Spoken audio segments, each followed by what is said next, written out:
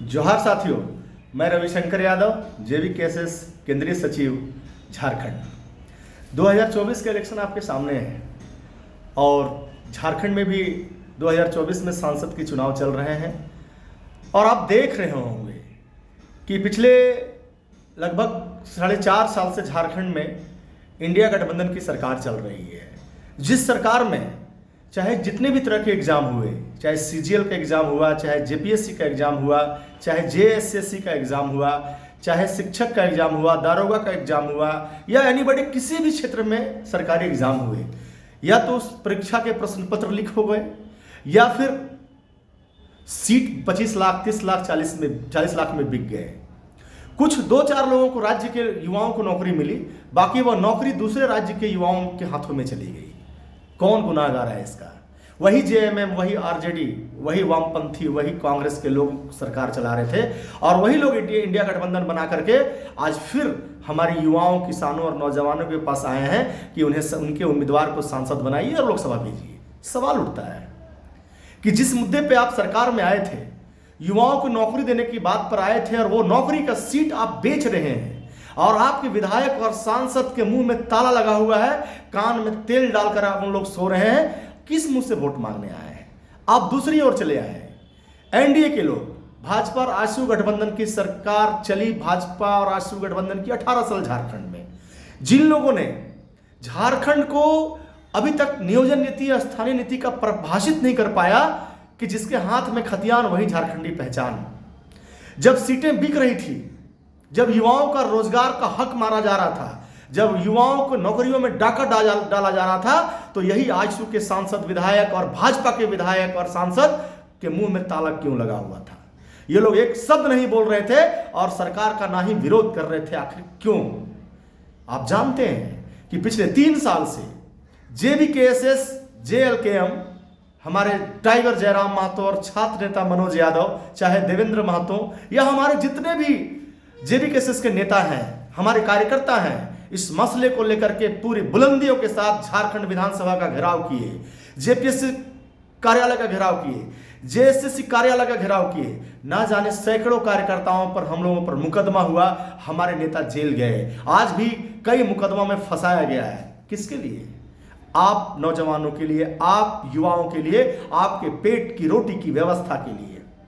Election आ गया है, India गठबंधन और NDA गठबंधन के लोग दिग्भ्रमित कर रहे हैं आपको, आपके पास जा रहे हैं, एक एक गाड़ी भर भर के ले जाने के लिए 5-5 हजार, 10-10 हजार रुपये आपके पैसे दे रहे हैं, मुर्गा दारू की व्यवस्था आपके लिए कर रहे हैं, बूथ खर्चा में 5 हजार, 10 हजार की व्यवस्था आपके लिए कर रहे हैं।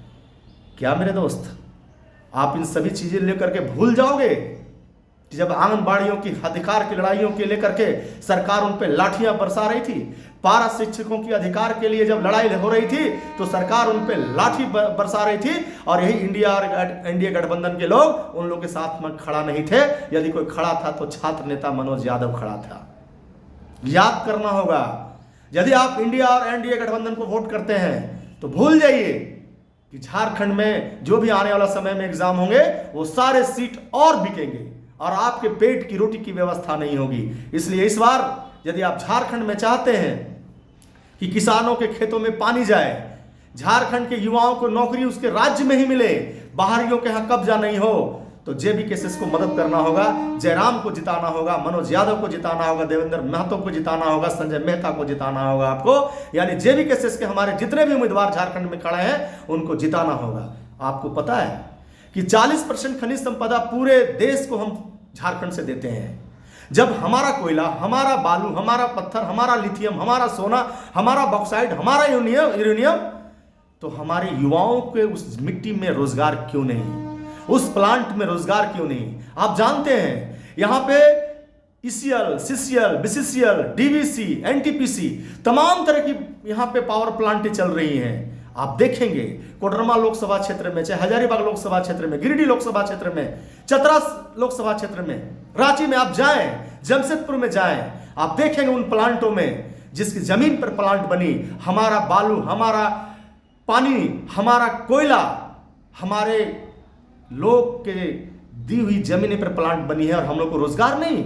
सारे उत्तर प्रदेश, बिहार, बंगाल और असम के लोग आपके प्लांट में काम करने लिए मिलेंगे। धूल हम खाएंगे, गर्दा हम खाएंगे, पॉल्यूशन हम झेलेंगे, जमीन हमारी छीन ली गई और हमारे लोग रोजगार करने के लिए बंबई, दिल्ली, मद्रास, कलकत्ता, असम, बंगाल, त्रिपुरा कहां कहां घूमेंगे, जाके 10,000 5,000 के लिए भटकेंगे। आखिर यह मुद्दा संसद में कौन उठाएगा? पिछले 5 साल से 14 लोकसभा क्षेत्र में 12 भाजपा के सांसद हैं, 2 इंडिया गठबंधन के थे।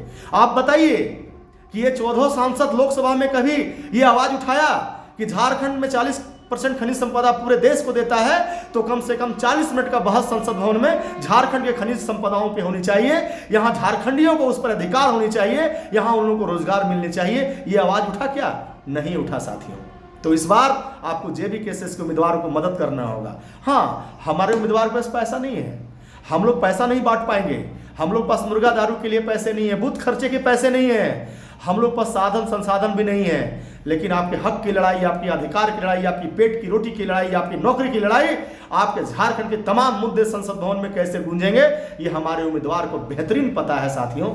इसलिए मैं निवेदन करना चाहता हूं कि हमारे कुछ उम्मीदवारों को, जैसे छात्र नेता मनोज यादव को ईवीएम के 10 नंबर पर कैंची छाप मिला है, उस पर गड़गड़ा करके वोट दें। संजय मेहता को हेलमेट छाप मिला है, चतरा के हमारे उम्मीदवार को कैंची छाप मिला है, अभी टाइगर को 9 तारीख को सिंबल हमारा अलॉट हो जाएगा, और भी हमारे उम्मीदवार को सिंबल अलॉट हो जाएगा।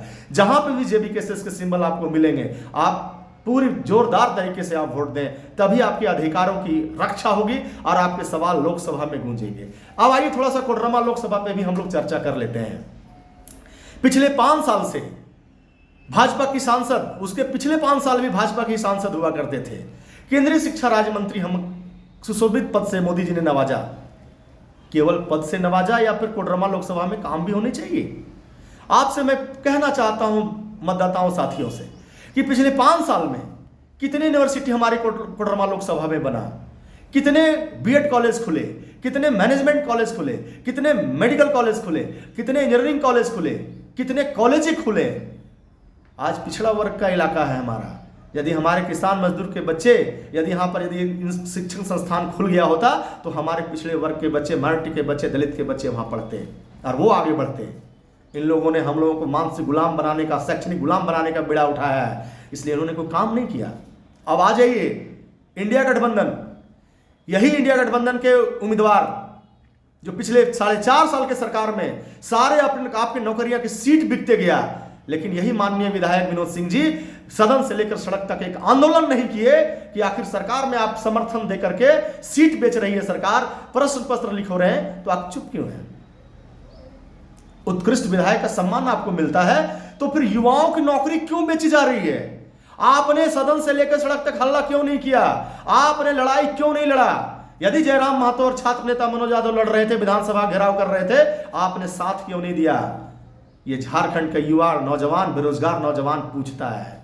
इसलिए साथियों, ये लोग यदि चुनाव जीत के जाते हैं तो नाजायज तरीके से संपत्ति बनाएंगे इंडिया गठबंधन और एनडीए गठबंधन के लोग, और जेबी केसेस के उम्मीदवार जीत के जाते हैं तो आपकी जनमुद्दे की सवाल लोकसभा में गूंजेगा और उस समय के वर्तमान प्रधानमंत्री, स्पीकर और पक्ष या विपक्ष के सांसद के सामने आपके जनमुद्दे गूंजेंगे और सरकार के हमारे सांसद सरकार को मजबूर करेंगे कि हमारे झारखंड के लिए आप नीति, नियम, कानून बनाइए ताकि झारखंडियों को रोजगार झारखंड में मिले।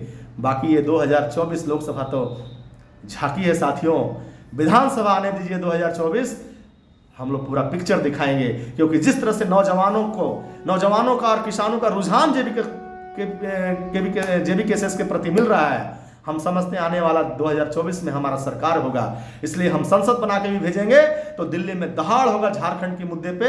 आज तक झारखंड की अस्मिता, झारखंड की सभ्यता, झारखंड की संस्कृति, झारखंड की जनमुद्दे को किसी भी भाजपा और कांग्रेस, जेएमएम के सांसदों ने उठाने का काम नहीं किया। ये लोग अपने पार्टियों के गुलामी करने का काम किया है। इसलिए फिर से मेरा कहना है साथियों, इस बार जेबी केसेस को आप साथ दीजिए। यदि आप नहीं देंगे जेबी केसेस के हमारे उम्मीदवार को साथ, तो आपकी लड़ाई लोग जो दूसरे दल के लोग हैं कभी नहीं लड़ेंगे। हम लोग लड़ते आए हैं आपके मुद्दों पर और हमेशा लड़ते रहेंगे। बहुत बहुत धन्यवाद। जोहार, जय झारखंड।